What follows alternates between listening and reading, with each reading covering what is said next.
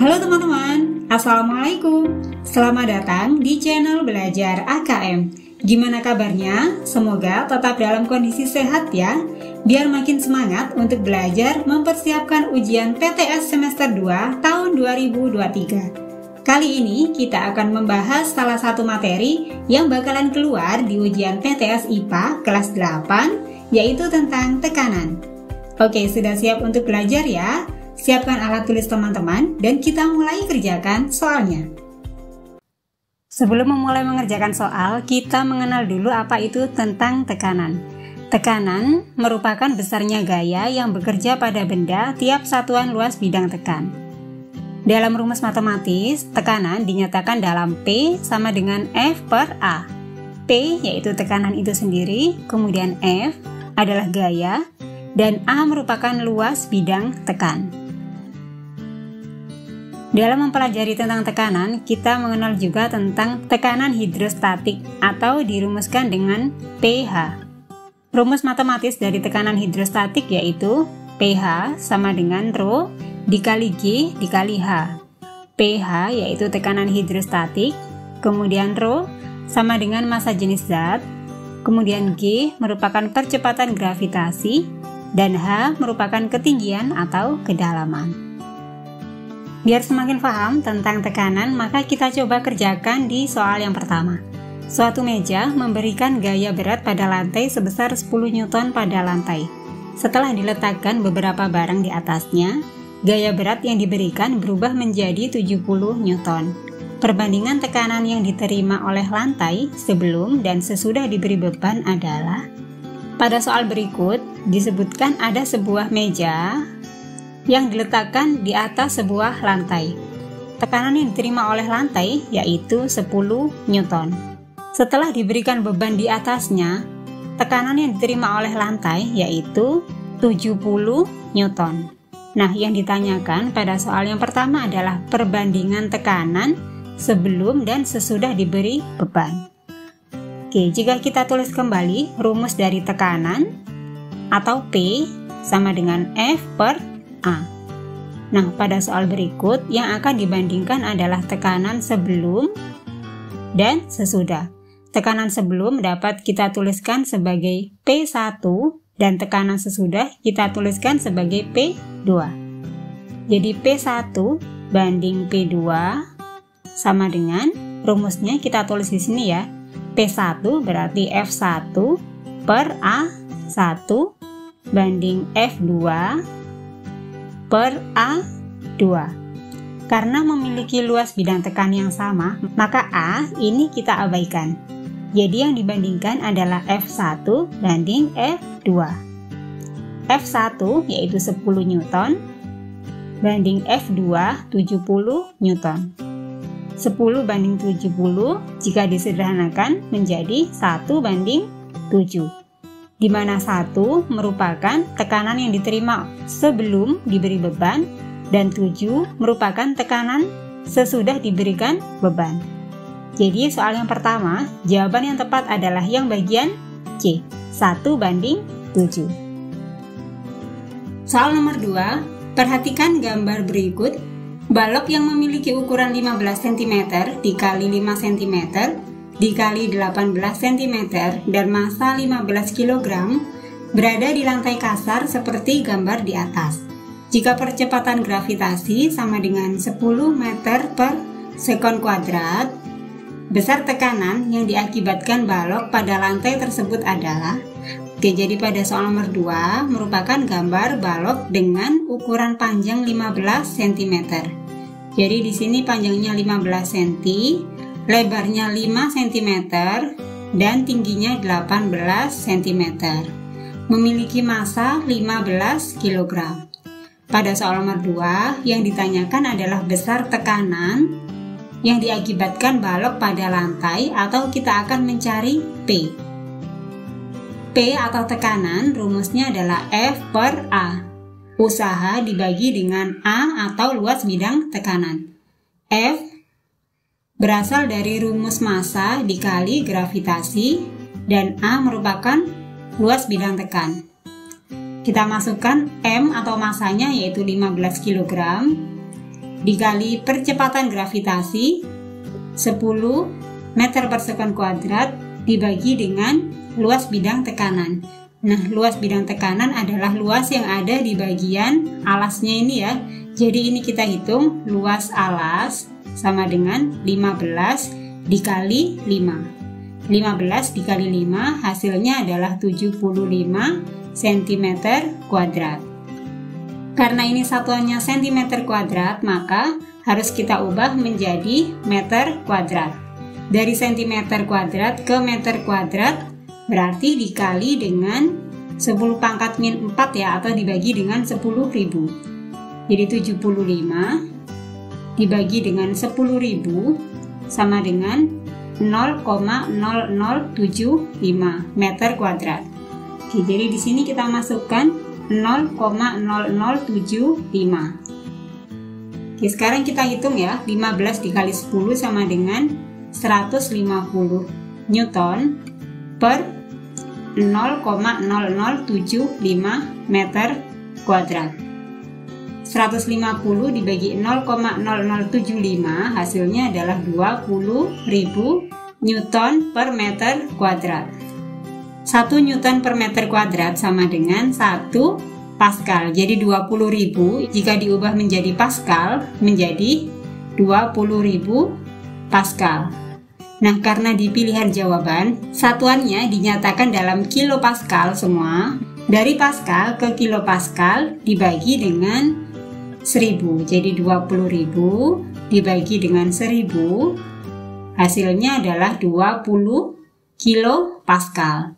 Jadi untuk soal nomor 2, besar tekanan yang diakibatkan balok pada lantai tersebut adalah 20 kilopascal. Pilihan jawabannya adalah yang bagian B.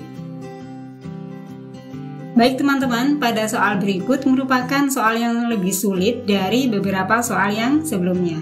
Benda P, Q, dan R masing-masing berada di dalam bejana yang berisi zat cair seperti pada gambar di atas. Jika massa jenis zat cair 1 adalah 1000 kg per meter kubik, massa jenis zat cair 2 adalah 1200, dan massa jenis zat cair yang ketiga adalah 800 kg per meter kubik. Tentukan urutan tekanan yang dialami ketiga benda dari yang terkecil ke yang terbesar. Oke, jadi jika kita perhatikan ketiga benda tersebut, yaitu benda P, benda Q, dan benda R, berada dalam zat cair. Artinya, jika kita ingin menentukan tekanan yang ada di dalam bejana tersebut atau wadah ya, maka kita menggunakan rumus tekanan hidrostatik. Jadi kita akan menentukan tekanan hidrostatik atau pH pada ketiga benda P, Q, dan R. Pertama kita hitung untuk yang benda P, pH atau tekanan hidrostatik dari benda P. Rumusnya adalah Rho atau massa jenis dikali gravitasi dikali dengan kedalaman. Nah, karena P ini berada pada zat cair 1, maka kita gunakan massa jenis dari zat cair yang pertama ya, yaitu 1000. Kita tulis di sini 1000 dikali G atau percepatan gravitasi, yaitu sebesar 10 meter per sekon kuadrat. 10 dikali dengan H atau ketinggian. Nah, teman-teman jangan sampai tertukar ya. Jadi ketinggian yang dimaksud bukan ketinggian yang ini ya. Jadi kedalaman yang diukur adalah dari permukaan zat cair. Nah, ketinggian inilah yang digunakan. Jadi 200 dikurangi dengan 80 cm. Hasilnya adalah 120 cm. Oke, jadi kita tulis di sini ketinggiannya adalah 120. 1000 dikali 10 dikali 120 hasilnya adalah 1.200.000. Satuannya adalah Newton per meter kubik. Oke, sudah ketemu tekanan hidrostatik dari benda P. Sekarang kita menghitung tekanan hidrostatik dari benda Q. Rumusnya sama ya, Rho dikali G dikali H. Karena benda Q ada di dalam zat cair yang kedua, maka kita gunakan massa jenis zat cair yang kedua, yaitu 1200 dikali dengan percepatan gravitasi 10 dikali dengan ketinggian atau kedalaman. Ingat, cara menentukannya diukur dari permukaan suatu zat cair. Jadi ketinggiannya adalah yang di sini ya. Berarti 200 dikurangi 120 hasilnya adalah 80. Ketinggiannya adalah 80, maka 1200 dikali 10 dikali 80 hasilnya adalah 960.000 Newton per meter kubik. Oke, sudah ketemu untuk tekanan pada benda Q. Sekarang kita menentukan tekanan hidrostatik pada benda R. Benda R ada di dalam zat cair yang ketiga. Kita gunakan massa jenis dari zat cair 3 ya, yaitu 800. Rumusnya Rho GH. Rho atau massa jenis dari zat cair yang ketiga yaitu 800. Gravitasinya 10. Kemudian ketinggian diukur dari permukaan suatu zat cair. Jadi ketinggiannya adalah 200 dikurangi 60. Hasilnya adalah 140 cm. Jadi ketinggiannya 140. Oke, sekarang dikalikan ya, 800 dikali 10 dikali 140 hasilnya adalah 1.120.000 satuannya Newton per meter kubik. Nah, pada soal yang ditanyakan adalah urutan tekanan dari yang terkecil. Jadi kita tinggal mengurutkan ya, berarti yang paling kecil adalah Q, kemudian R, kemudian yang paling besar adalah P. Jadi urutan dari yang terkecil ke yang terbesar adalah Q, R, kemudian P. Oke. Baik teman-teman, sekarang kita ada di soal yang terakhir dalam pembahasan soal tentang tekanan. Roni melakukan percobaan terhadap suatu balok yang dicelupkan ke dalam dua jenis zat cair, yaitu air dan minyak. Ketika balok dicelupkan ke dalam air, 40% bagian balok muncul di permukaan. Setelah itu, balok dicelupkan ke dalam minyak. Nah, 20% bagian balok muncul di permukaan.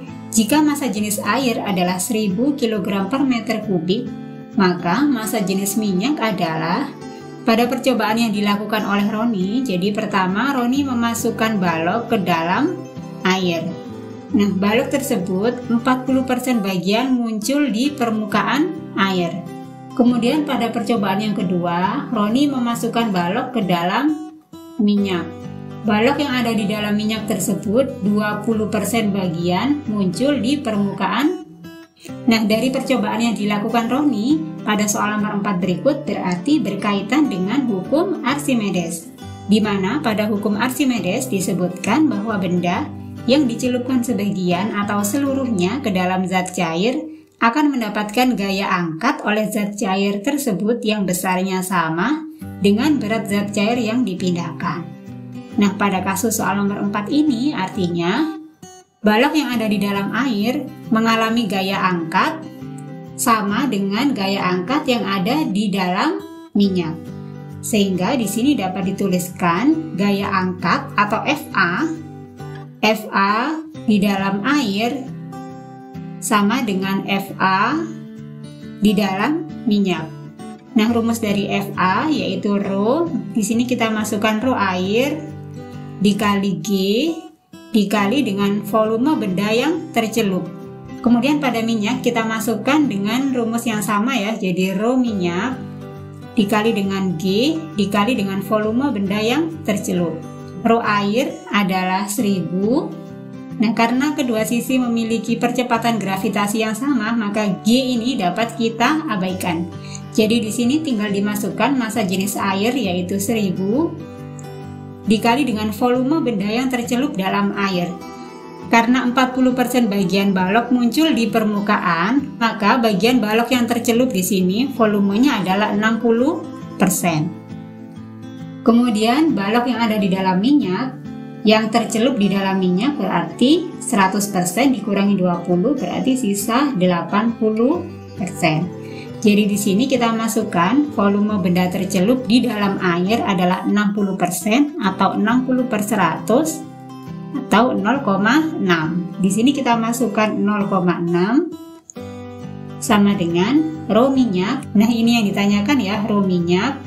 Kemudian volume benda tercelup atau volume balok yang tercelup di dalam minyak adalah 80% atau 80 per 100 atau 0,8. Jadi di sini dimasukkan 0,8. Rho minyak berarti 1000 dikali 0,6 dibagi dengan 0,8. Hasilnya adalah 750 kg per meter kubik. Sehingga untuk soal nomor 4, massa jenis minyak adalah 750. Pilihan jawabannya adalah yang bagian B. Baik teman-teman, sekian pembahasan soal kali ini. Jika teman-teman menginginkan materi soal yang lainnya, silakan tulis di kolom komentar. Semoga video ini bermanfaat dan silakan share video ini ke teman-teman kalian yang sedang mempersiapkan ujian PTS IPA di semester 2. Semoga mendapatkan nilai yang terbaik ya. Oke, sampai jumpa di video pembahasan soal yang lainnya. Wassalamualaikum.